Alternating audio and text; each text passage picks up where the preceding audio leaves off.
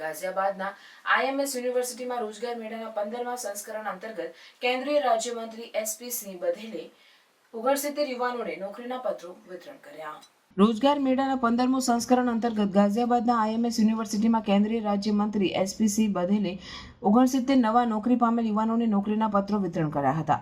આ કાર્યક્રમમાં પીએમ નરેન્દ્ર મોદીએ વિડીયો કોન્ફરન્સિંગ દ્વારા સંબોધન કર્યું હતું. મંત્રીએ જણાવ્યું કે રોજગાર મેળાનો આ 15મું ચરણ છે, જેમાં દેશભરના 47 સ્થળોએ 51,000થી વધુ યુવાનોને નોકરીના પત્રો આપવામાં આવ્યા છે.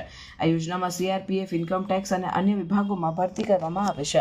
ગાઝિયાબાદમાં યોજાયેલ કાર્યક્રમમાં પીએમ મોદીએ યુવાનોને નવા ભારતના નિર્માણમાં તેમની ભૂમિકા નિભાવવા માટે પ્રોત્સાહિત કર્યું. મંત્રીએ જણાવ્યું કે રોજગાર મેળા યુવાનોને સશક્ત બનાવવાની દિશામાં મહત્વપૂર્ણ પગલું છે.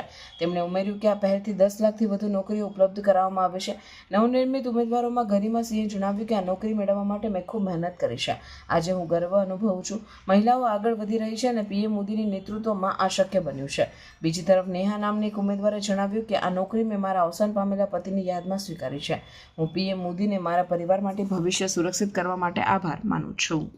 15वां रोजगार मेला पूरे देश में मनाया जा रहा है, जो 47 स्थानों पर है। मेरा सौभाग्य है कि मैं आईआईएम गाजियाबाद में इस रोजगार मेले में आया हूँ।